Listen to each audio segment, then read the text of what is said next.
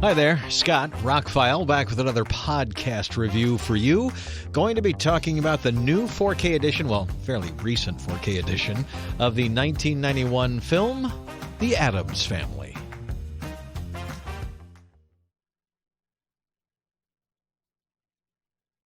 Not sure when the movie first came out on 4K, but the reviews were great when it first did. I was going to buy the 4K, and then the Steelbook dropped in price, and, well, there you go.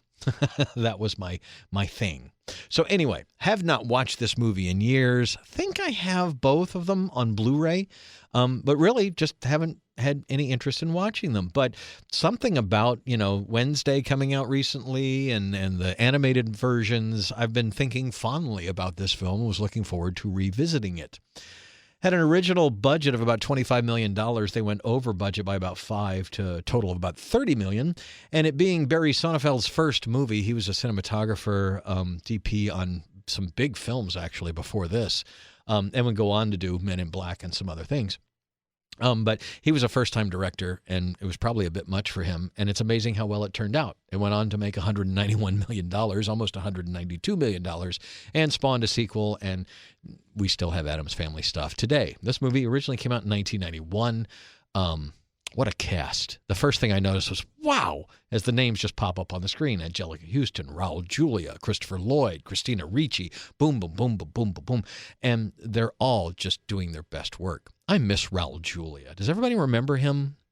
Other than he was in a pretty bad Street Fighter movie, he was an amazing actor, and he was actually good in that too, as cheesy as it was.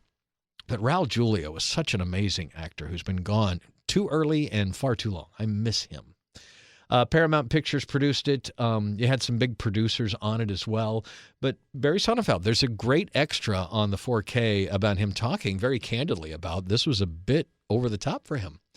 And other than a little bit of kind of stop motion animation in camera versus superimposed work, most of it is practical effects and still looks amazing. There's some stuff towards the end where things get over the top that they just couldn't. We didn't have computer generated imagery back then, so they had to do what they could do, and it came out pretty weak. But it's like one thing, just one little thing. And I don't want to get into spoilers if you haven't seen the movie. Here's the biggest thing I noticed other than the cast. This is a movie. This is not a comedy. It's a film. They were shooting to make a real Addams Family. Barry Sonnenfeld, turns out, he's a huge fan of the original comic. There was like 150 of them or whatever.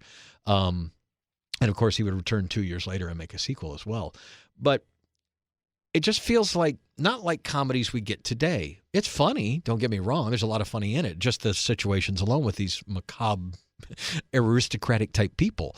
But it doesn't play out like a cheap comedy. It plays out like a film, like they were trying to, not a documentary, but trying to make a real movie. And I don't get that with a lot of today's comedies. They feel like they're just shot to be funny. And this was shot to be like a movie that turns out to be funny. I think it's great. Not everything lands as well as it did, but the casting is so perfect, so well acted. If you don't know the storyline, we basically jump into the Addams Family. They already exist. Everything's fine. And they haven't had Fester in 25 years. Gomez's brother has been missing or dead or whatever. And so that's how things play out. And Christopher Lloyd does a great Fester. It was actually very important for him to do a great Fester. Again, more of the extras that are on. It looks great on 4K. It's not one of those things you're going to put in and go, this looks 4K crispy. But on the flip side, it looks like a film. It looks like a movie. It looks like a film from 1991 that's been restored carefully. I saw no print damage. It's, the house is rustic and realistic looking, gritty. Everything's kind of gritty looking, but it does look great. And when there's things like lightning or lights or headlights or whatever, that stuff you could tell. The HDR is in effect. It's bright. There's some great shadowing, some great dark areas. It really is a great transfer. And the Dolby soundtrack is really good. It's not a full-blown Atmos, very spacious mix, but for a movie from its day, it sounds great. All in all, it was a big surprise to watch this movie. Got done with it and went, that felt like watching a real movie.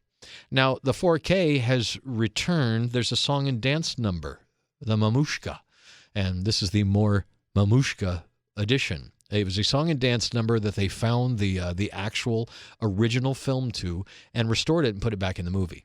You can watch it with or without it, and without Barry Sonnenfeld's intro or not.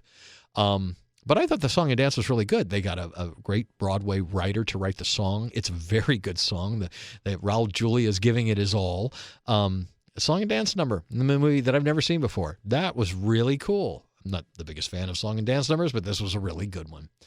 All in all, I picked up the 4K for about $10 when it was on sale, and then later the Steelbook went on sale for $12, so I swapped them out, and I'll be selling or giving away the other 4K copy. But you can get it cheap, and I like the fact we can get great movies in their best form ever, the 4K. It looks great. Much better than the Blu-ray ever did with a DVD or anything else. And I saw this movie back in the theater in 1991. I couldn't tell you for sure, but it looks pretty darn good now. Looks, sounds, great film. Altogether, it's more of a classic than I ever thought it was. So this is going to go down on a list of, wow, that was actual film, not just a comedy. I want to watch Addams Family Values now, but it's not out in 4K. I'll see if I can find my Blu-ray copy. But in the meantime, if you've been on the fence about upgrading to get a 4K copy of this movie, I was surprised at how well it looks. A lot of practical effects, a lot of practical makeup, clothing, stitching, fuzzy stuff, hairstyles, all of it. Cousin It. I mean, all of it in 4K just pops. It is a native 4K transfer. Looks spectacular. Nice HDR highlights on things. Like I said, you wouldn't...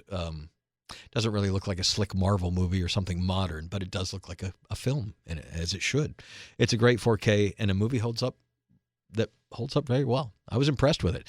Ready to watch it get down the road. The performances are all great, and amazing to see Christina Ricci so young. She was so perfectly cast. I understand she actually had a little bit of a hard time with it, but she did an amazing job. I think it was one of her early movies, and I had no idea it was Barry Sonnenfeld's first movie. Yeah, he had worked, with Spielberg and some other people, some pretty big artists before this, but to direct a movie like this, a $25 to $30 million adaptation of something very popular and knock it out of the park like that, wow, good for him. So check out Addams Family in 4K. It's out there, and it's available, and it's pretty cheap. It's definitely worth adding to your collection. Scott Hamilton, I'm ROCKFILE. Thanks for taking time out of your day to listen to another podcast review. More details on this and more stuff coming up. Check my links below and stay tuned. Thank you for listening.